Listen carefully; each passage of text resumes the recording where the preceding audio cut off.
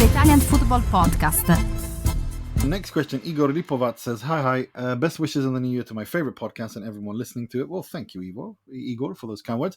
He continues, I have to admit that I was starting to get a bit bored following Serie A in November, December with Milan and you were dropping out of the title race, Conte grinding and doing what he knows best, but still not giving me an impression that he'll be able to challenge Inter, who outscored them massively in the league. And Atalanta, no matter how much fun it is to follow them, I still expect they won't keep up with Napoli and Inter till the end, especially if they push to be a ward in Europe. However, last week changed my mood completely. I love seeing Milan with winning mentality and a new motivation with Conceição. The only thing about the situation that makes me sad is that Conceição probably won't be a candidate for post Inzaghi at Inter, though I hope Inzaghi stays for a long time. That's exactly how I feel, by the way, as an Interista, Igor.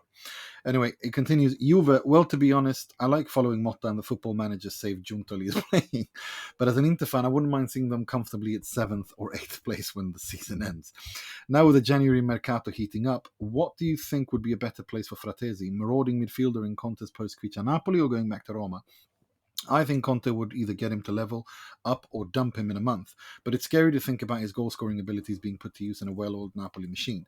Would be much better than getting Chiesa, don't you think? Personally, I think he would be amazing in Gasperini's Atalanta too. Is there a chance Inter might snap up Ricci then? Seems like Milan is way ahead there, blocking him for the summer. I wonder also what Carlo thinks about Araujo and Juve. For me, something really feels fishy there. I don't feel like it will work out if it happens. And finally, what are your thoughts on Rashford and Serie A? Which coach could be able to handle his mentality proper and get the best out of him? And also another quick one. If you were Marotta and Giuntoli offering you a swap, Coop minus for Fratesi, would you go for it? And if yes, would you be ready to add some cash along with Fratesi to get Coop? Looking forward to listening to all of the new episodes next week. Cheers for this very long message.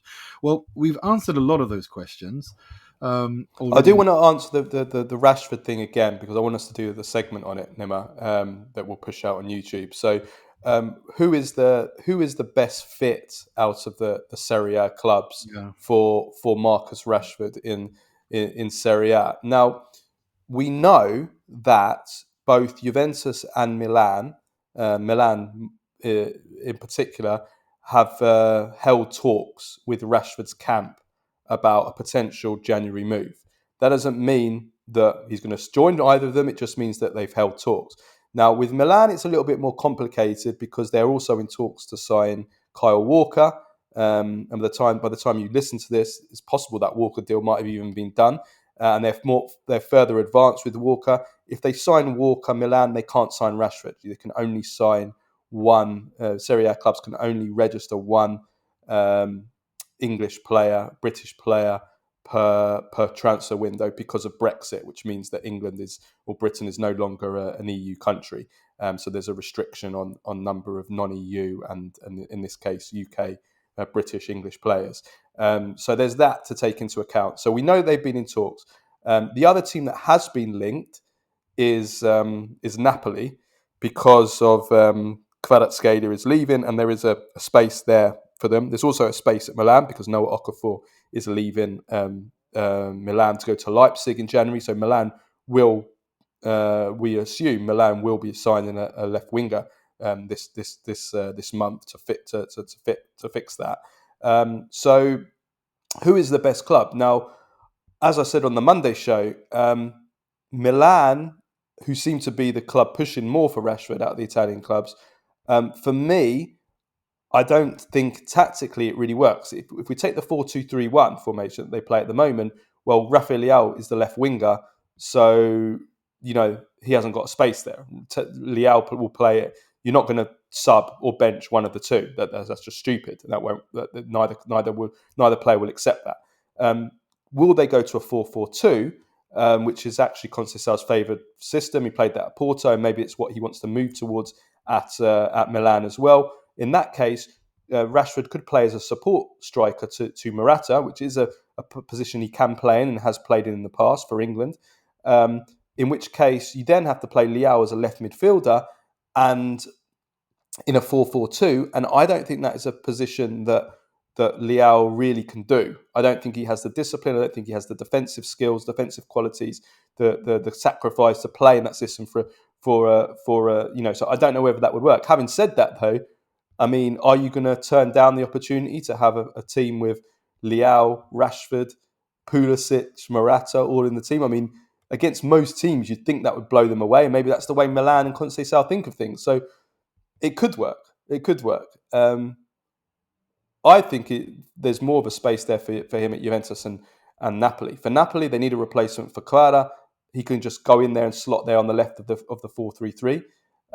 Whether or not he's a Conte player is another question, but there is a position for him. And as for Juventus, I think that they could do with a left winger, play Rashford on the left of the 4-2-3-1. Then Yildiz, we've seen, can play as a number 10. Where I think he would do a better job than Koopmeiners, who's completely failing in that position and it doesn't seem to be suited to it. Or Yildiz can move over to the right as well. They can rotate there, but he can play on the left. Rashford can play on the left.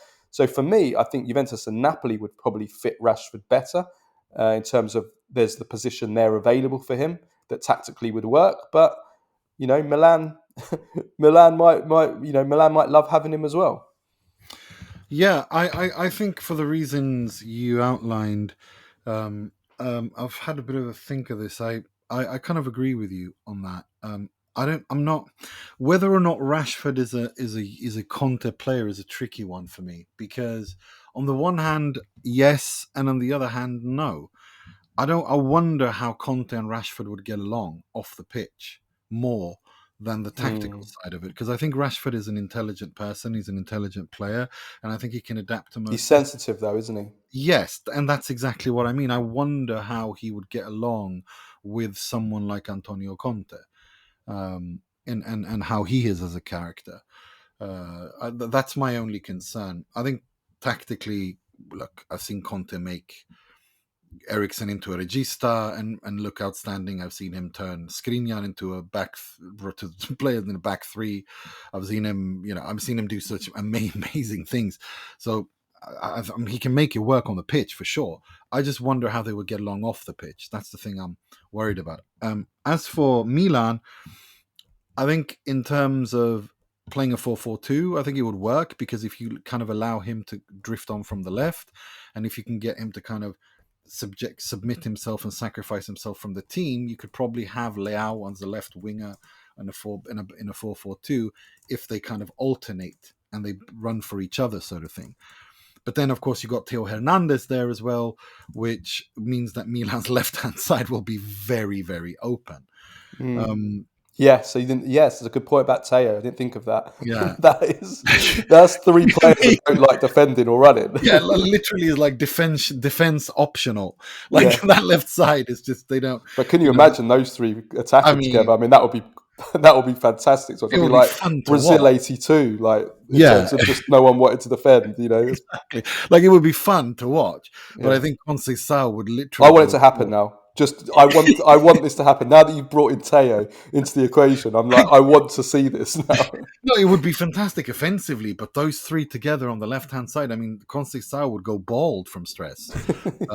And you'd need more than a cigar, that's for sure. You'd start doing illicit things.